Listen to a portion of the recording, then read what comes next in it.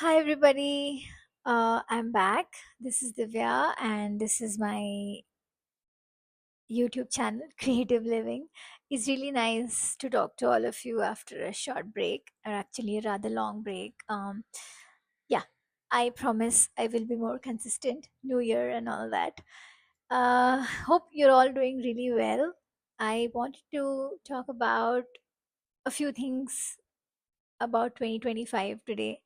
And as usual, I want to share things that I think can be relatable and want to open up conversations with other women who may be going through the same thing or something that I can learn from them on. That's the only intention of this YouTube channel.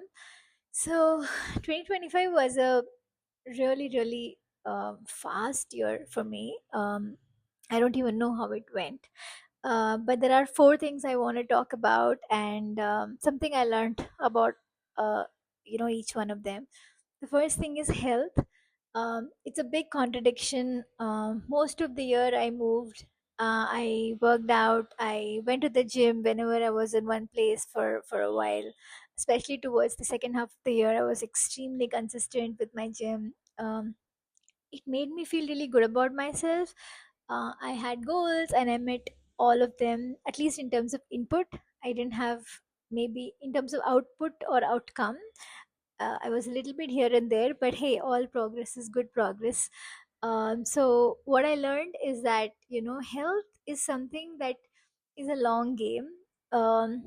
Consistency helps, and also you need to have a lot of patience. So what happened was, even as I showed up, even as I achieved some of my goals, there were some goals that I did not achieve, and I found myself sinking in some places, thinking about, hey, what's the point of this? But I tried really hard to let my mind not go there. And also, the thing about our bodies is, especially for me, like, I'm such a self-critical person. Like, it's extraordinary the amount of criticism I have for myself and how much I expect from myself, and no wonder I always fall short of my own expectations. And also, it's really hard for others to be around me. But the point is, yeah, so once I achieved some goals, I started focusing on the things that did not happen. Like, for instance, towards the end of the year, like, I started taking my posture really seriously, like, and even now I'm obsessed with it.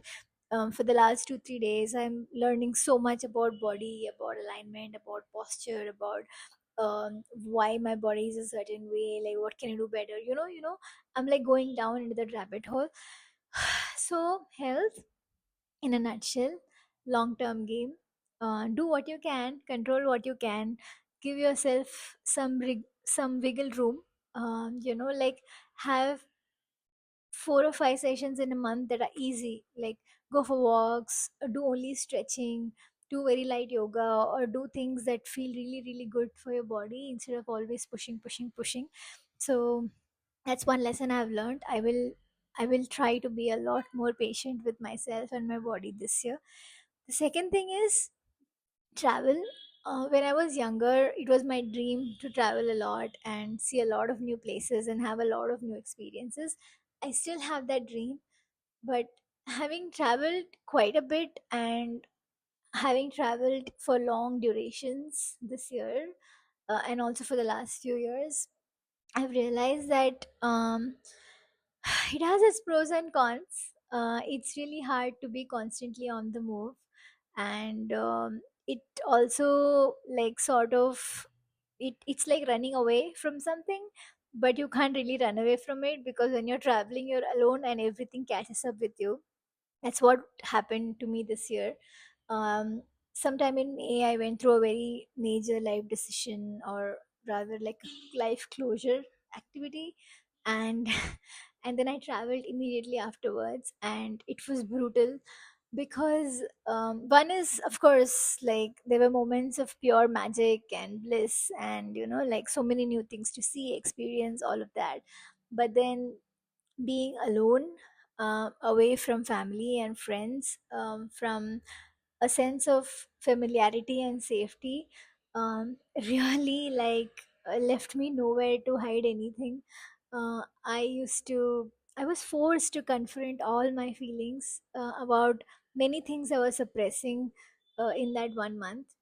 And I think it's a good thing in a way, because if I were home, I would have pretended to be okay for the sake of my loved ones. But because I was alone and I was in a completely foreign country, it was okay for me to burst out in tears in the middle of nowhere. And it was okay for me to sob while looking at a sunset.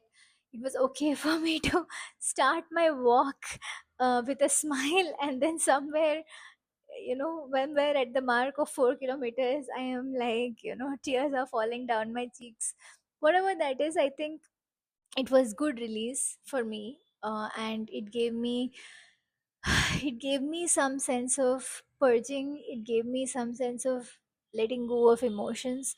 So I think travel is not always just about like seeing new things, capturing them, documenting them. All of that is fine, but it can teach you so much about yourself. It can help you like sort of go inward. It can help you confront things that you don't want to confront, provided you give yourself that chance. You be still and give yourself that chance, and not like constantly pretend that you're okay.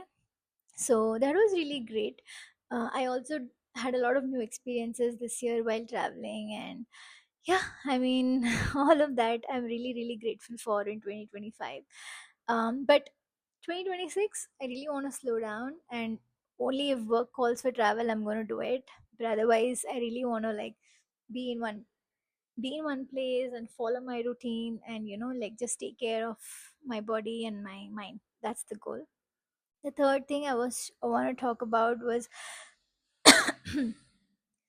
emotional turbulence. A little bit of what I covered in point two. It was a hard year for me. A lot of things, a lot of things were ending. Some things were beginning, and like it was hard.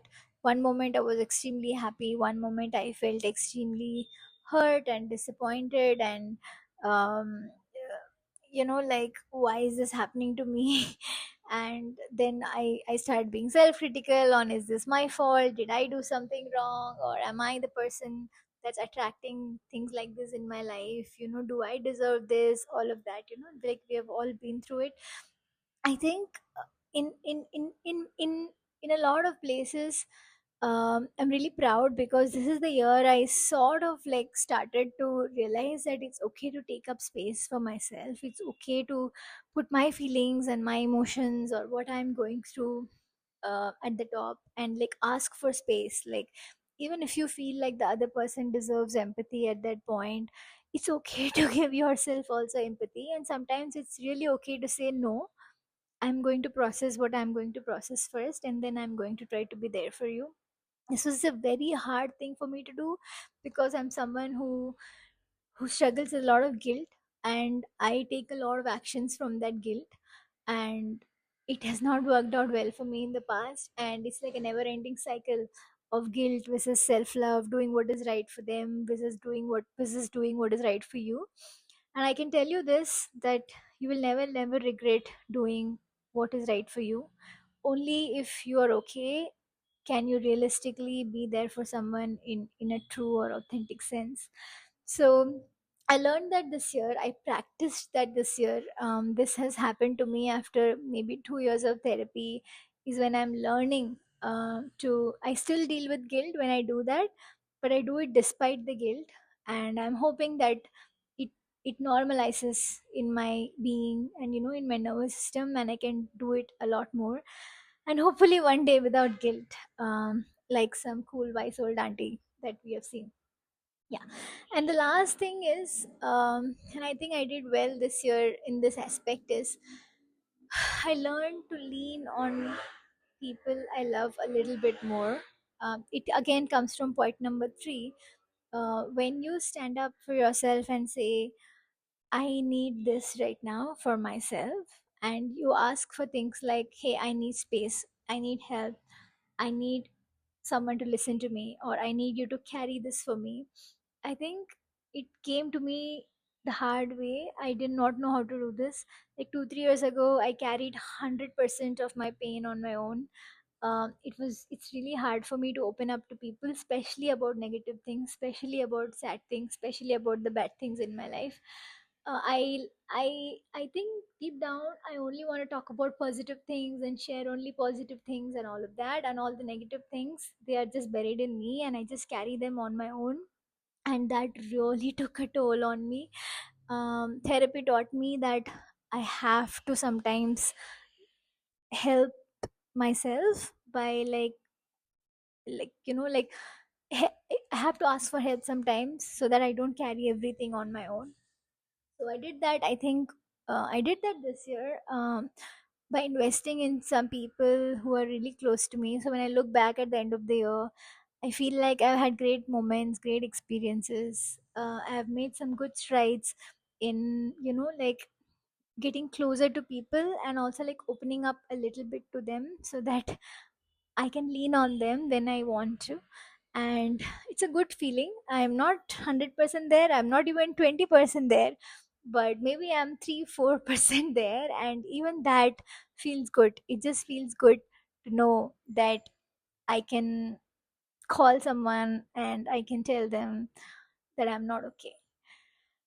So yeah, these four things happened in 2025. There's a lot of good and there's a lot of bad.